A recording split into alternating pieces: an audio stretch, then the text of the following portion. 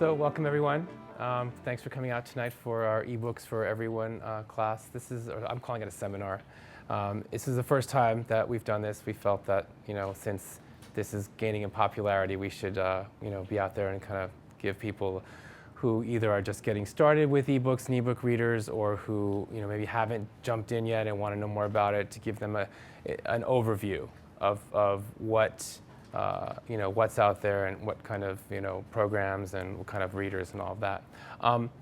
My name's John Alita. I'm the assistant library director here in San Bruno, and I've been an ebook user for really only maybe a year or so. I started listening to audiobooks, which I never did before. When I got an iPhone, I started being able to download library audiobooks to my phone, and I was really kind of amazed that I could do it, and second of all, that they were really enjoyable, and I could do them when I was doing other things around the house. So that got me kind of interested in learning more. I also do a lot of work with the library system to kind of collect the ebooks that we have here.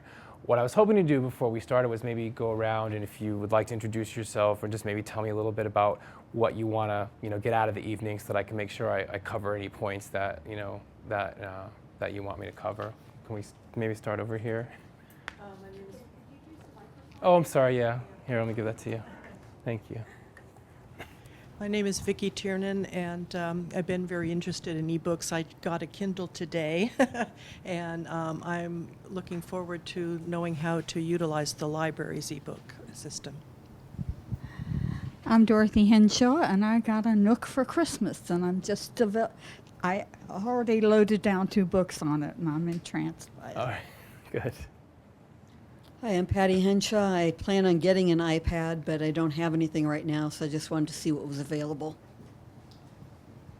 My name is Margie. I got a Nook in November, and I was able to download a library book onto my computer, but I couldn't figure out how to get it onto my Nook.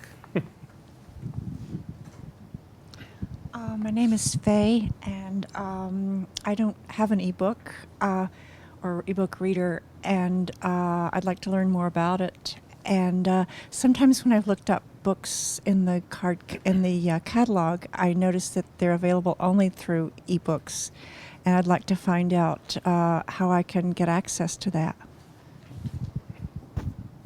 Hi, my name is Jack. No, you're on. It's just Oh, going okay. into the I tape. do have an iPod Touch, and I see there's an outline over here to be able to use that to download some books, so I'd just like to explore.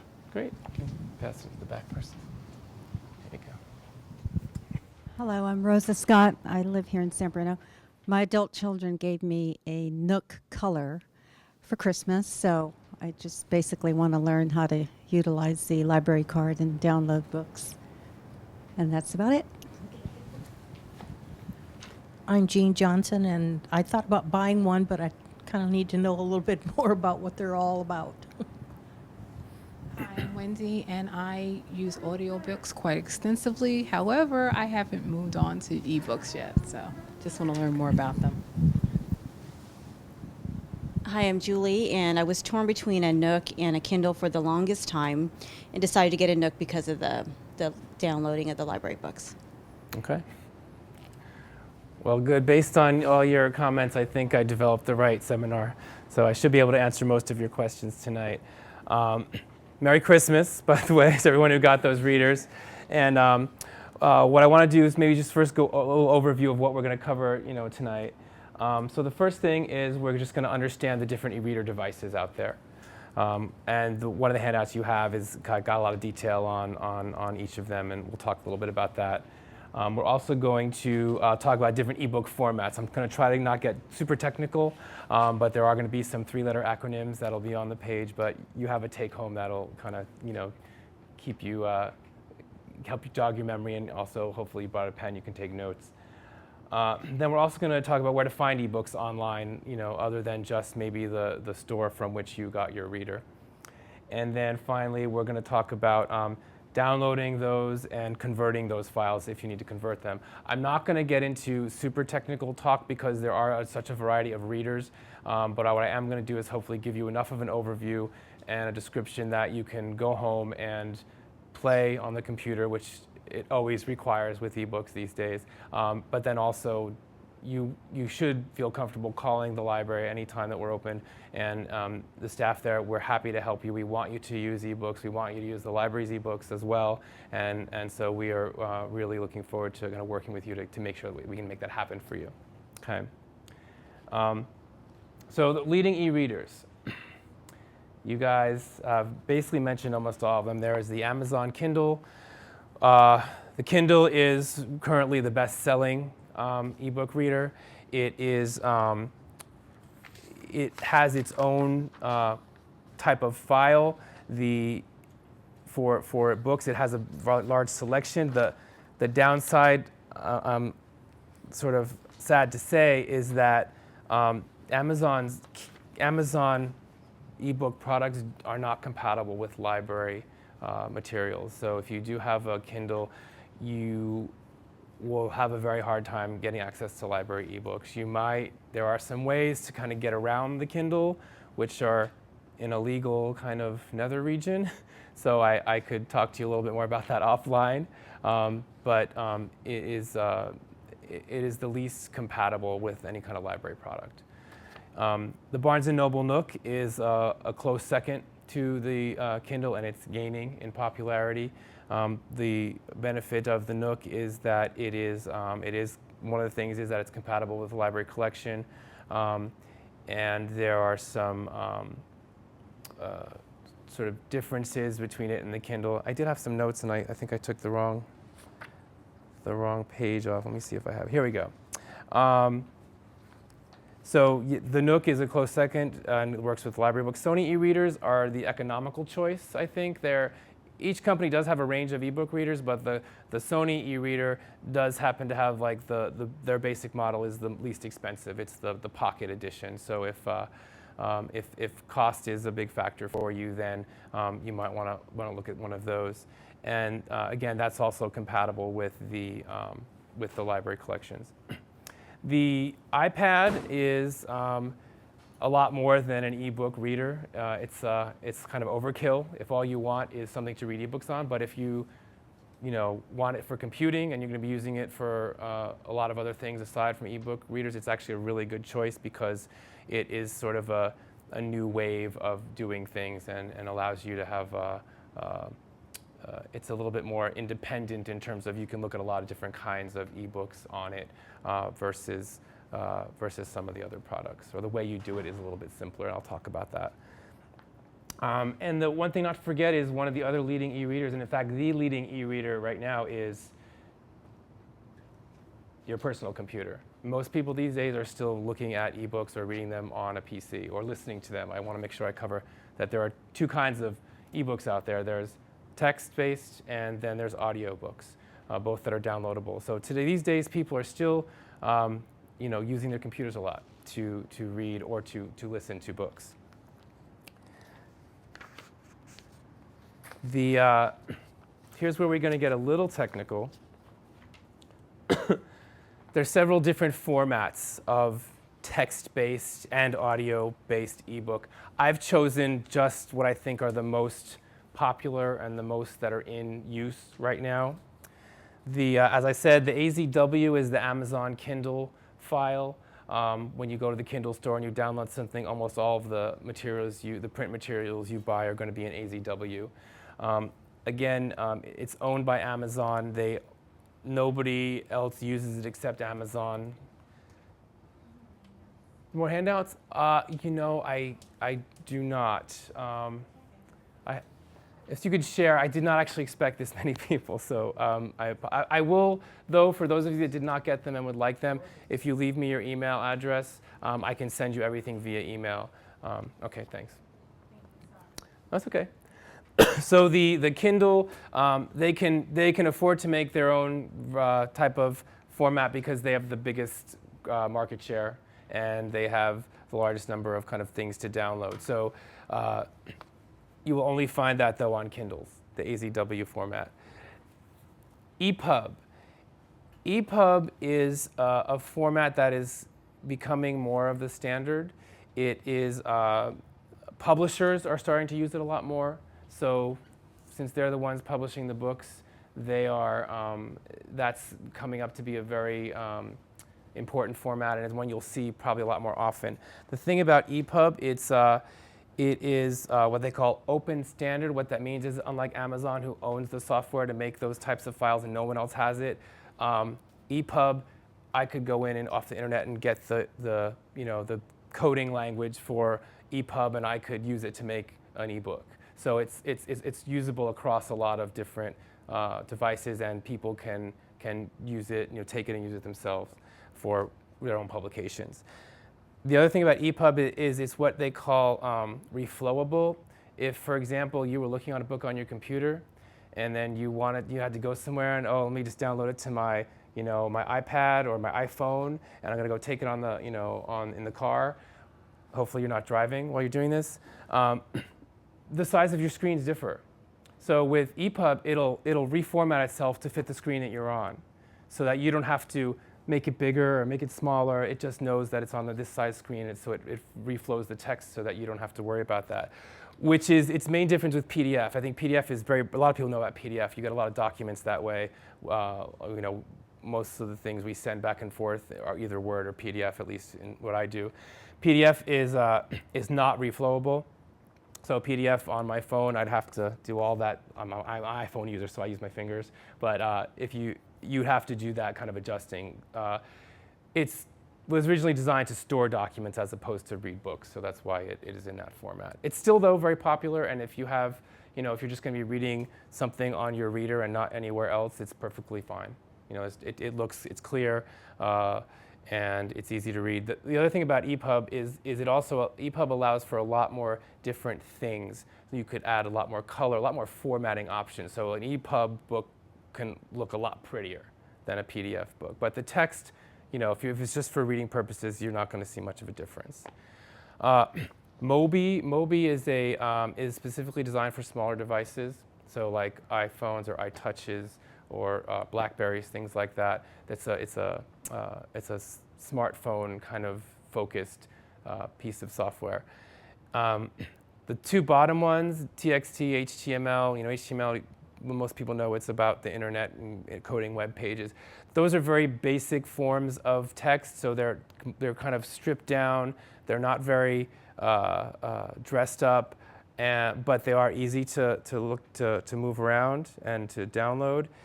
Most of the things that you get for free that are in the public domain are oftentimes in HTML or text. So a lot of classics that are free, if you want to, when we'll talk about where to get those kinds of things, they're going to be a lot of them in that format. Switching over to audio, there's basically two things out on the market now with that types of files, either MP3s or WMA. WMA is a Windows media file developed by Windows. It is sound quality-wise, it's MP3 is slightly better if you're listening to music. If you're listening to audiobooks, I doubt you notice a difference.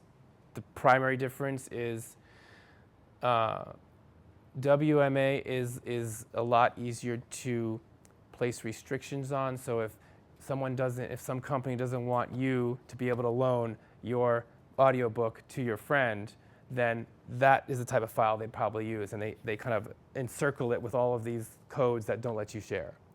MP3 is kind of designed in the opposite way. It is designed so that it's shareable. It's not restricted very much. It can be, but most people who use it tend to not, they use it free of the restrictions so that it's easy to share between people and between devices. So I should also say that any questions at any time, just raise your hand or shout out. I want this to be informative, and I wanted to everyone to just feel comfortable in asking questions if you have any. So speaking of those restrictions, I want to talk a little bit about this. This is called digital rights management.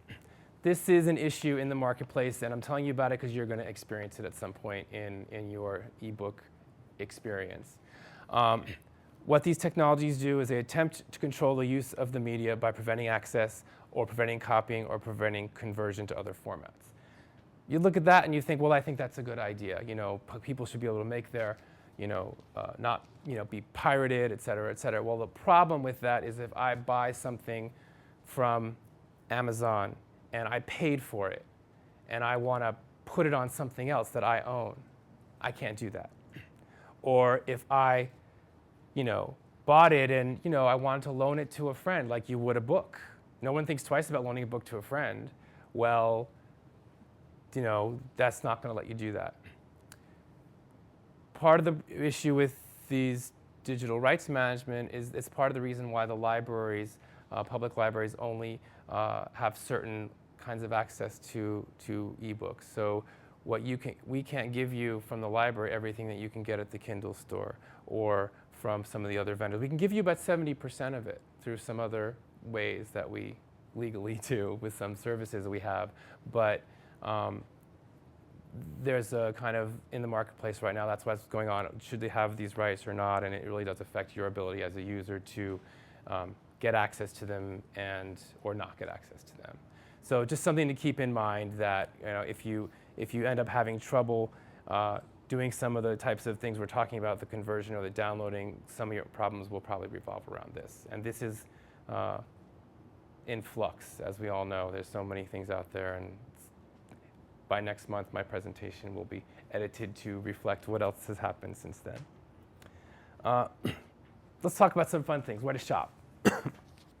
So I divided this into two different areas. There's the pay-as-you-go, just like going to the bookstore, except you're in your pajamas at home on the computer. Amazon.com, you can buy Kindle items there. You can also buy, actually it's funny, you can go on Amazon.com, buy a Kindle and Kindle products. You can also buy a Sony e-reader, and you can buy an iPad because Amazon sells everything. But in terms of text-based ebooks, they'll just have their version. Books.google.com, that's Google's they've launched that recently. It's their ebook website. It offers access both to free and to paid items. The difference between what you pay for and what's free, it's all about copyright. So a very quick primer in copyright. A book becomes available for anyone for free 70 years after the author has died. So that's why a lot of books that are free in the public domain right now are classic books. Anything newer, you're going to have to wait a while until that person passes away. So what Google does, and most of these guys do this, is they offer like the page stuff and they say, here's some free stuff. But they don't focus on it. And then again, Barnes & Noble and Sony each have bookstores that are compatible with their particular reader device. They're also compatible with each other. I could go on to a Barnes & Noble store and I could buy something and I could put on my Sony reader. All of these are pretty much interchangeable except the Amazon part of the equation. The free stuff is where both the library kind of stuff comes in and where some other things you might not have seen yet come in. The first one, because of course I work for the library, I'm going to show you the library first, is our e-branch. Let's see. So if you go to check your account on the computer or anything like that using the Peninsula Library System website, there's a little thing called e-services. And that's where you'd find the link to all of our ebooks. Whoops. So what it does is it simply just puts you into our catalog. There's a search that pulls up every ebook that we own. And you can, I wouldn't recommend browsing through this because it's as you can see, there's 11,000 results. But this does at least get you into the collection. If you are, I don't know how many use the catalog to search for stuff from the library? Okay, so about half. Another way to do this, if you are looking for something specific that you want, like you have a title or you have an author, you can go to this, let me go start over. You can go to Advanced Search on our catalog page, and you could type in your author or your title here. I don't have time to do a specific one for you. I'll just tell you about it, and we can maybe, once we do the Q&A, if you want me to do that as part of it, we'll do that. I'll kind of do the will of the group. And then beneath that, you can actually select the type of material you want. And one of the choices is audio ebooks, and below that is one for simply just ebooks. So if you clicked that and then hit submit, you would get any ebook that we owned by that author or that title. And then from there, you could see the link to it and go to it. The library does offer, we have several ebook vendors, but really the major one that I would say you probably will use most is what is called Overdrive. Overdrive is the popular fiction, bestsellers, that kind of thing. The other two are more specialized. One is a computer book database of ebooks, and the other doesn't allow you to download to your reader, so that one we're phasing out, so I don't really focus on that. So Overdrive is the one that you'll probably use the most to download. The other free site I want to tell you about is, it's a site, but it's also a software, and it's called Bleo. It came out recently. It is some of you, those of you who have a e-reader, I think you usually have some software that's on your PC that you use. Is that correct? Or do you just download it directly off your wireless? Okay, so you just go into the store from the Nook or whatever. Okay, but I mean, there's nothing on your computer screen where you use to manage any of your books. You do it all from the Nook. Is that? Okay, so this is kind of similar to that. It's a free piece of software, and it lets you both go to a free bookstore or to a paid bookstore. I'm just going to show you the free book one. Let me do a search. Let's see. I'll do Huckleberry Finn since I did Tom Sawyer before. So there it is. This is a lot of this is an EPUB, so it looks just like the actual book with covers and everything. So I simply would just hit download, and it's not available from Google. Okay, so that means I have to pay for it. All right, I'm going to show you this one because I downloaded this for free earlier today. I simply went to that, like it said, I downloaded it, and it shows up on my bookshelf, and as you can see, it should open up. And it's actually a scanned copy of the book. And it flips pages like a book does. It's actually, it's one of the books that was scanned in through this big project Google did to scan a lot of the world's literature. So what I like about this is it actually gives you a nice interface to search for free things and download them.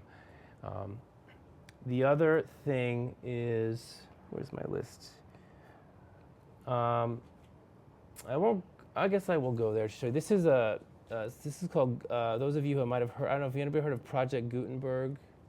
I'm shaking your, okay. I'll get a free cookie to anybody who can tell me who Gutenberg was. All right, thank you. So he was the inventor of the printing press. So back a few years ago, some academics decided that they would want to make most of the world's public domain literature available for free. So they developed Project Gutenberg.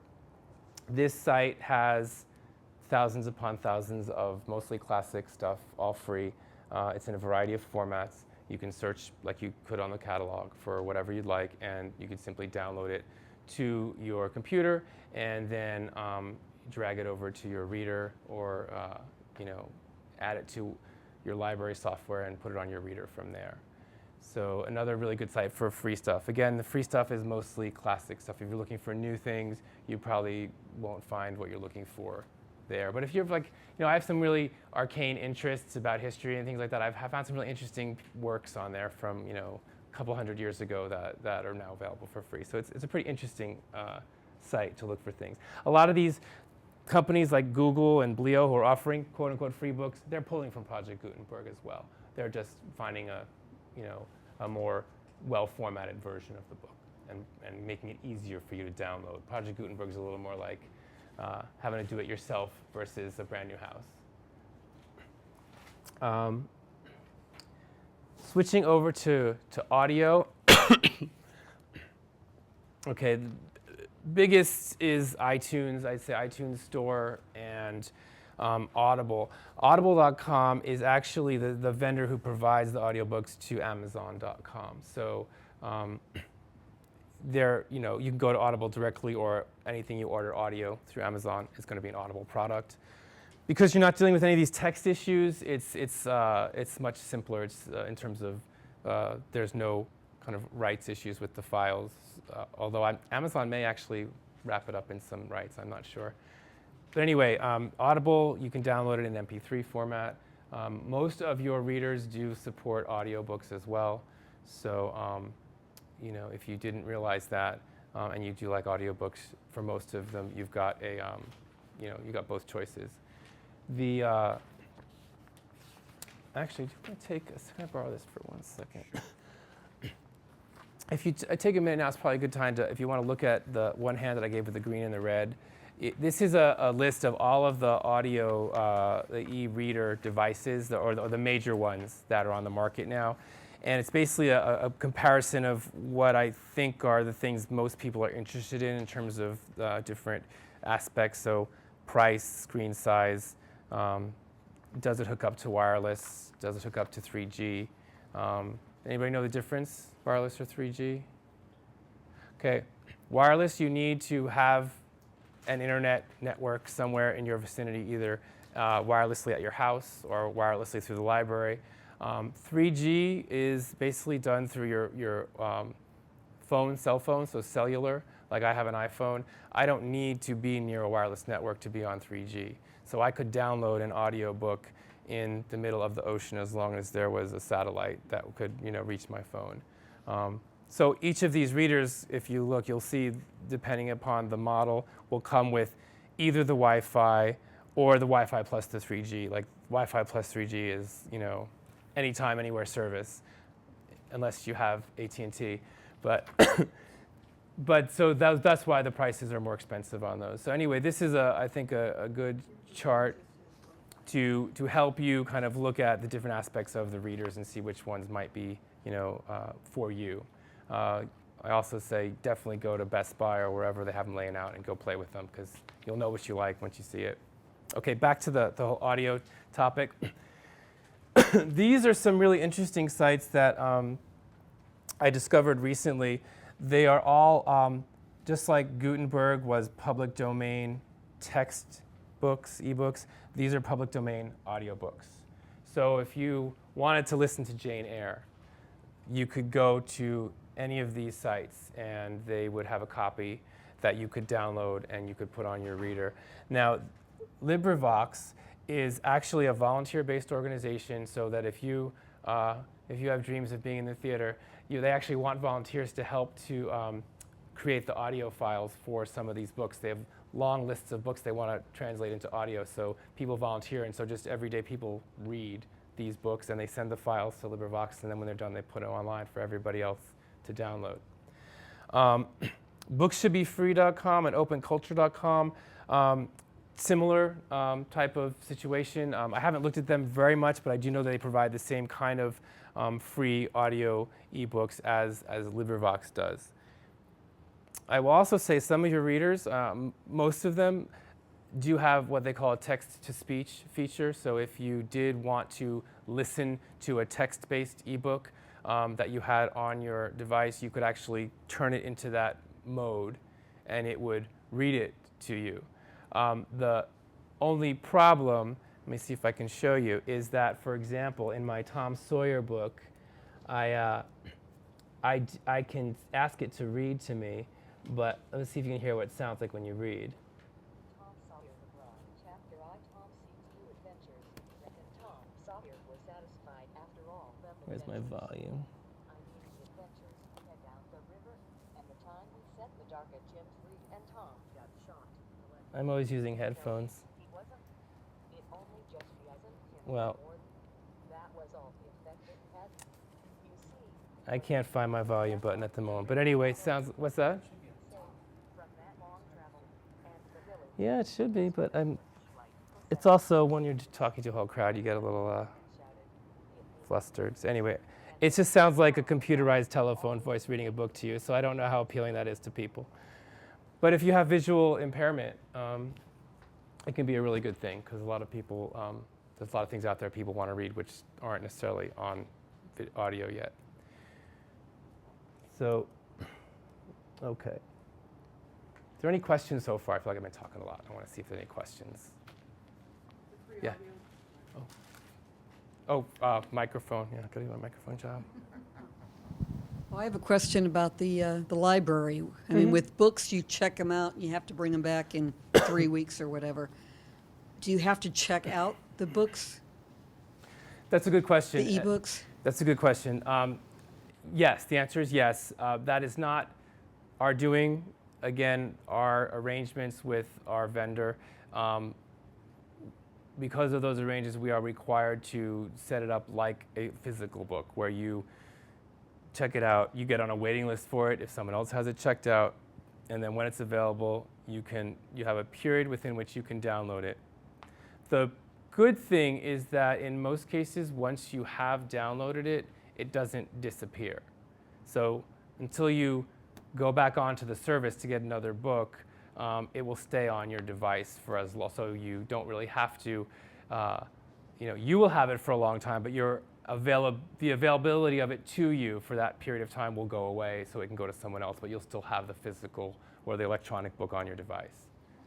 So, and you can, for those of you that might be avid readers, you can actually select your loan period with some of these. So instead of the standard 3 weeks we always give you at the library, if you're a fast reader, you could do a 7 or 14-day loan period. You would want to do that because you're only limited to a certain amount of ebooks at a time.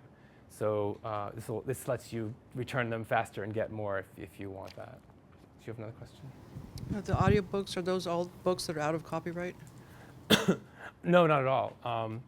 The audiobooks that are out of copyright are mostly, you get here. What we provide you from our Overdrive service is New York Times bestsellers. So whatever number 1 through 10 on the bestseller list, you probably have at least 6 of them in there right now. The downside is that a lot of people want it, so just like you wait for a while for a library book, you may wait for a while for the audiobook.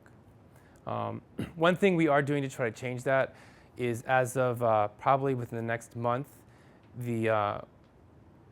we used to be in a consortium with all the libraries in the Bay Area for audiobooks. So there was like a couple of million people trying to get at the audiobooks all the time, which made them really hard to get. This year, the San Mateo County Peninsula Library System, we went into our own platform. So as soon as that started, all the things that we have will only be available to people in PLS. So that's the good thing. But you can get those newer books if you want them. Any other questions for now? Okay. Okay, downloading and converting files. This is where people, you can run into some trouble. I'm a really, very capable computer user. I still, run into little glitches here and there. So perseverance is the key with this. But once you get the hang of it, it's really, not that hard. And it is very exciting the first time you do it, it actually works and you're listening or reading it. It's is very enjoyable. Okay, so most of the readers do come with software. It's on your reader and it's on your computer, and allows you to download books and manage them in the library. A lot of vendors, it seems, use Adobe Digital Editions. So if you don't use that already, I'd recommend downloading it. It's free. It's a good way to download stuff and manage a library and transfer things to a reader. They definitely use it with the Sony readers. You might not need it with the Nook. What was that called? Adobe Digital Editions. And I do have I have it open on my computer so you can kind of see what it looks like. So you can see here, these are some books actually that I did download from the library collection yesterday. And there is, I believe, if you have a device that is hooked up to the computer, it will, let me see if there's a little icon will show up that lets you transfer to that device. Just so you can see what a library ebook, from Overdrive looks like. This is what I downloaded today. So it looks, just like the book does. Again, all the software I'm telling you about tonight is all free. So it's nothing you're going to have to pay for, and it's nothing that is going to wreck your computer. So,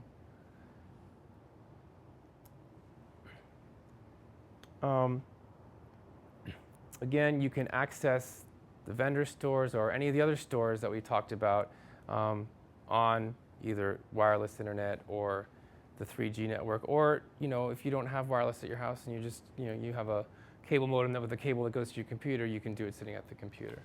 So those are there's multiplicity of options. Some of the readers though they don't necessarily have web access completely. What they do have is when you're on wireless, you can get to just the store and you can download books. So no matter where you are, you should be able to do that if your device is compatible. So library ebooks, to use library ebooks, you usually do have to download a sort of intermediate piece of software. For the text-based ebooks, it's the Adobe Digital Editions. For audiobooks, our vendor Overdrive, they have something called the Overdrive Media Console that they have on their site. When you're checking out a book, it'll say, do you have the software? So while you're at checkout, you can do it. That allows you to download the audiobook, and then it also allows you to transfer the audiobook to whatever device you want to put it on. Okay. So you may, at some point, have to convert between formats. You may have to convert between WMA and MP3, or EPUB and PDF, or a couple of different things like that. And the reason you would do that is maybe you want to move your ebook from your computer to a device, or someone wants to loan you something and it's public domain and you want to get it onto your device, and you guys don't talk necessarily well to each other. There are some pieces of free software out there that are designed to let you do that. Text-based, the one that I have found that I like the best, and I haven't seen anything better than that, is called Calibri. And it is, again, it's a free piece of software. And this is what it is. So you can basically drag the book from wherever you have it on your computer, put it into here, and then you select it. So I selected this one, this 1001 Great Stories. And you just say convert, and then I can choose the format that it's coming in at. So it's a PDF book right now, and I could change it here to EPUB or whatever else I might want to do. And then I simply would hit convert, and it would change it into the right format. And I could move that to whatever device I wanted to move it to. So here's something I learned. Amazon Kindle does support the Mobi file. So if you had a book from somebody else, you could change it from that format to Mobi in here, and then you could place it on your Kindle. So that is the one saving grace where you can, make those kinds of, get those files onto you. So if you even downloaded a library book that was in, PDF from the Overdrive system, you could convert it with this, and then you could put it on your Kindle. So.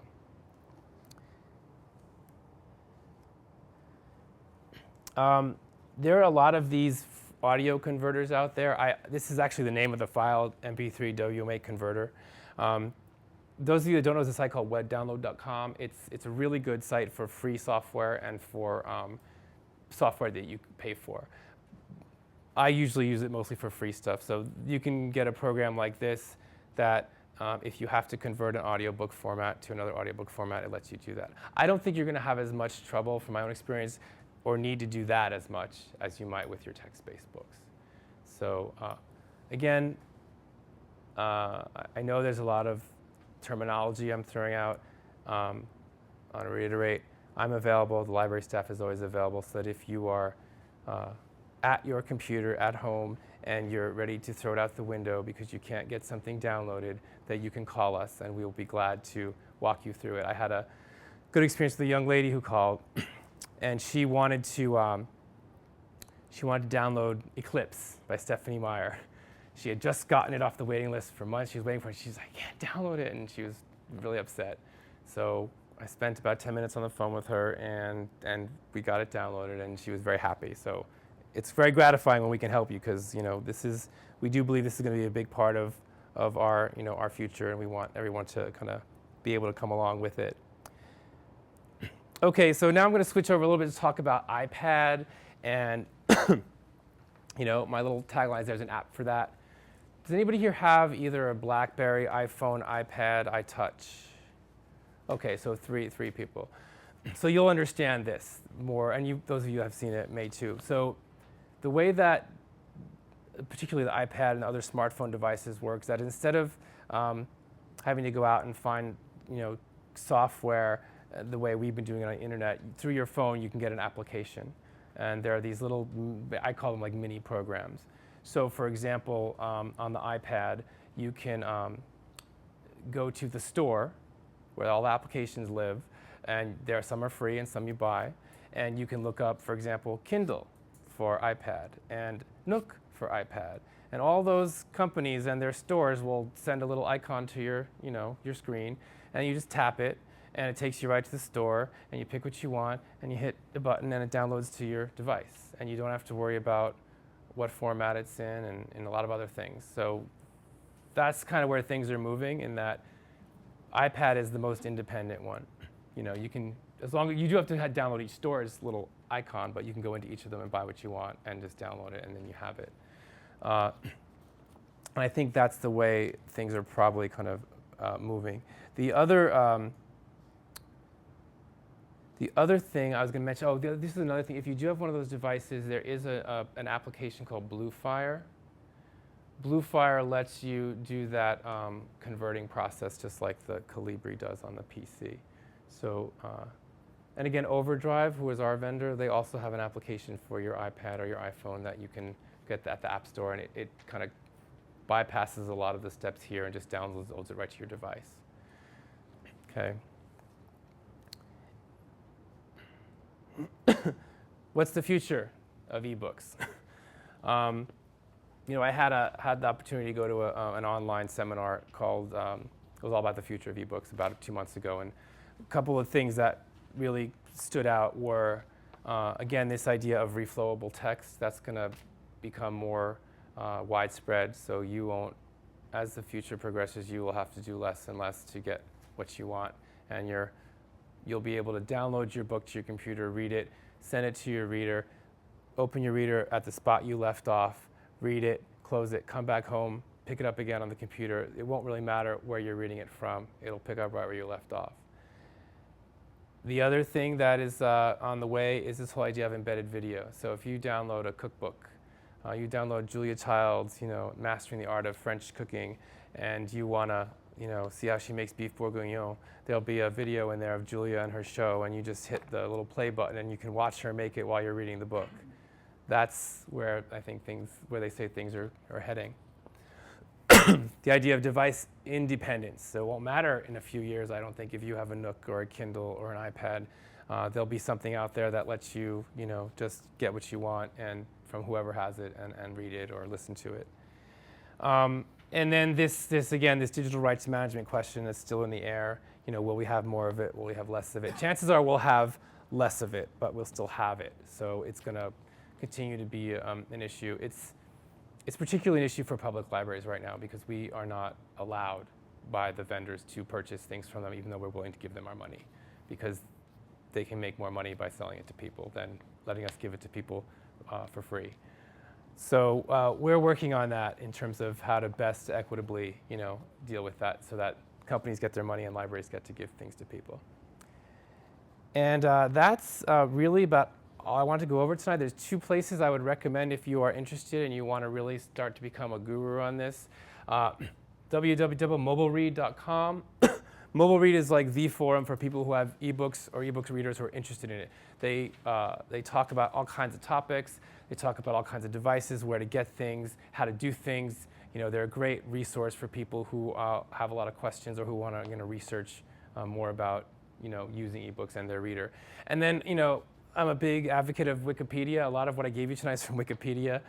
They have a great set of articles on ebook reader comparisons, on ebook comparisons, all kinds of things. If you want to read up more, I'd recommend going there.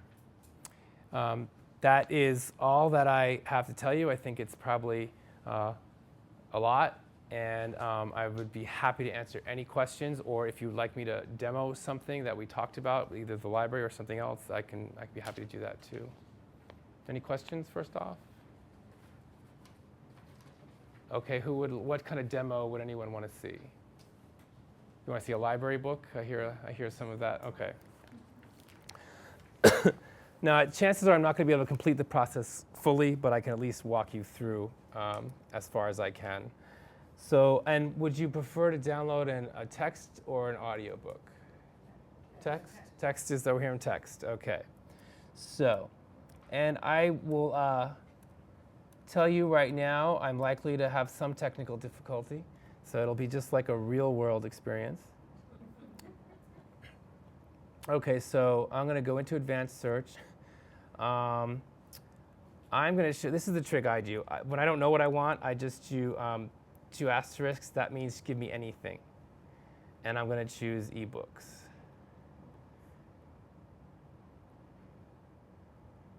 And then I'll see what I get. All right, I'm going to go like to the middle because I don't want to look at all the computer books. Let's find a good one that at least is interesting. Let's see if Moby Dick is... I'm going to try to purposely download one from Overdrive, and I don't think that's where that one is. So it's going to take me a minute to find the right kind of file to download so that you can see how this works. Let's do this. Let's do Overdrive. That might be easier. All right, let's see. Oh, that looked like an Overdrive book. Where do you see that? I know that it's written within the records of the books. So, let's see. Let's see if this is it. A lot of these are audio. I'm going to have to try to find a text one. Well, yeah, if it says, well, this, let's see what that says. No. No. Yeah, exactly. That's an audio one. You can see it says audio if it's audio. Let's do it easier way. Let's just look for something specific. I'm going to look for something specific. Actually, I'm going to cheat even more. I'm going to go to the e-services, and I should be able to get my ebook now. Well, for time's sake, I'm just going to go right to the website. There's a separate website you can go to specifically just for ebooks if you want to bypass the system. So it's called Northern California Digital Library. It has a slightly arcane URL address. If you want, I'll say it to you so you can write it down. It's NCDL, as in Northern California Digital Library, .lib, like library, LIB, .overdrive.com. Okay, so the advantage of this is I can go right to the kind of books I want. So I'm going to go to an Adobe ebook, and I'm going to try to find one that's available. If it says here, place a hold or add to wish list, it means that it's checked out to somebody and you can't get it right now. And as you can see, quite a few things are out. But here's one. I saw add to book bag. Okay. So we're going to take out this 100 Simple Secrets of Healthy People. Yeah, good post-holiday book to read. So I'm just going to click add it to my book bag. It lets me continue browsing if I want, but I'm not going to do that. I'm just going to go to checkout. Proceed to checkout. And then this is where I need to enter some information about my library and my library card. So I'm a member of the Peninsula Library System. You are going to have to enter your card number. So if you don't have a card, please stop by the library tomorrow because we're closing in 5 minutes. And we'll be glad to get you one. Enter your library card number. Mine is already in here. Okay, so I'm logged in, I got my book. I can choose my lending period here. I'm just gonna check it out for 7 days. And as you can see, it tells me my limits. I can check out 8 titles. I have 3 already checked out, and I get 4 after I check this one. So okay, all sounds good. Let's confirm it. Okay, I should have that software. I do. And then I just hit. Now I will stop here though so you can see this. This is helpful. When you are ready to download, it does say here, you must have the appropriate digital book software downloaded. Once you have downloaded it, you can do this. So it actually has a link to the software you would need. You only have to download it once. How many people here have ever downloaded software and installed it? Okay. How many people who haven't done it are really that afraid of doing it? Okay, there's no need to be. You can't break the computer, and all you just do is follow where it says next. You just read the instructions on the screen. It takes about 4 clicks, and then it's set up. So again, though, if you're having a moment of crisis and you want to call us, we'll be glad to help you do it. So okay, I'm going to download it to my computer, and now we'll see what happens.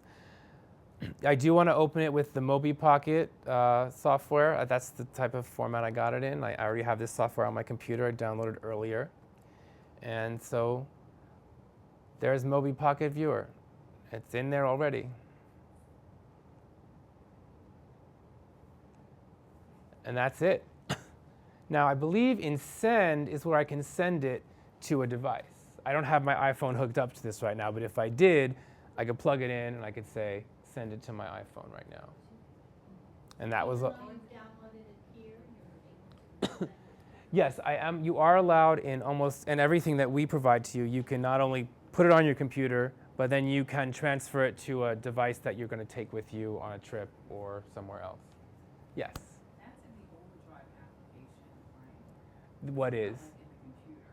Is this in the computer or is it in the This is in my computer right now. we download it? It's not in the Overdrive application. I guess I'm only looking at when I do the songs. It kind of not the songs. The audiobooks? Audiobooks. It seems like it's there, and then I have to download it and then transfer it. Yes, because it's text, you don't have that intermediate. What she's talking about, I'll show you right now. What she's talking about is this. This is why I tell you you're gonna have like 6 pieces of free software on your computer, because everything kind of has a different software associated with. Okay, so here's Overdrive Media Console. This is for the audiobooks, and I actually happened to. That's fine. I actually already happened to download some things to my computer. So this is sitting on my hard drive right now. It's not on my iPhone. I would go to transfer. And then, okay, it expired. But then from there, I could say transfer. And it even lets me pick which chapters I want to transfer. Sometimes a book takes a long time to transfer. It's an audiobook. So it can take up to 20, 30 minutes. So you may not want the whole thing. Yeah, mine does. So you could just download chapter 1 through 4. And then come back and get chapter whatever through whatever. Just do it in the time period that you've got it checked out for, or else it'll go away before you're finished with it. Yeah. It's best, I always like to do it when I'm like home and I can walk away from the computer and I'm doing something else, and then I can come back and get it. Okay. Okay, I have a question. Yes. I check it out for a 7-day. Oh, sure, sorry. There you go. I check it out for a 7-day period, and Yes. then I go ahead and transfer it to my Nook. Yes. Okay, it's 10 days later. Yes. I'm still reading it on my Nook. Yes. But it's expired on my That's computer. right. So it means it's now available for someone else to check out. But I can continue reading it for Yes, the you next can. couple of months on my You Nook. can. You can. Now, the only thing that I think will happen, though, if you decide to go back on and get something else, and that's still on your Nook, that will come and take it away. So don't go back on to Overdrive until you're done reading that. I believe that's accurate. I would check the FAQ on our Overdrive page, but I believe That's what happens to me when I do audiobooks. Like I'm listening to it, but if I want another one and I go on to transfer that, it sees the other one on my device and it says, "Sorry, buddy," you know. There had to be a catch. Right. So, anybody else have any other questions? So how do you return the book then? The book is returned automatically. You don't have to do anything. It goes go back. You have no overdue fines. You have no damage charges. You have no loss charges. You only have to check it out. The return part is completely done automatically. So, yeah. Any other questions? So you always have to transfer the book from the computer to the Nook. Yes, it's like a two-part process for the transferring. You transfer it to the computer, and then from the computer to your device. And sometimes the software to download it to your computer is different than the software to put on your device, but a lot of times it's the same piece. So again, this is still something, you guys are in the early adopter stage, I'd say. So it still requires a lot of steps to do it, and it requires, paying attention and reading a little bit of screens. But if you're willing to do that, I think the payoff is really worth it, because then you have all this access, and you're using the library, but you're able to kind of continue your busy life at the same time, and not necessarily, you don't have to kind of run back here all the time and return something if it's on your device. So this applies to books only from library, not newspapers? We do not provide newspapers online from the library. Some of the devices that people own do, you can subscribe to certain papers on the Nook and on the Kindle, but that's not something we provide at the moment. So, okay. I'm starting to lose my voice, so I think it's probably a good place to end. I really appreciate the turnout. I didn't expect this many people. I'm sorry I didn't have the handouts. Again, if you want them emailed to you, leave me your email address. I'm available afterwards, and thank you all for coming, and I hope this was somehow informative and helpful to you.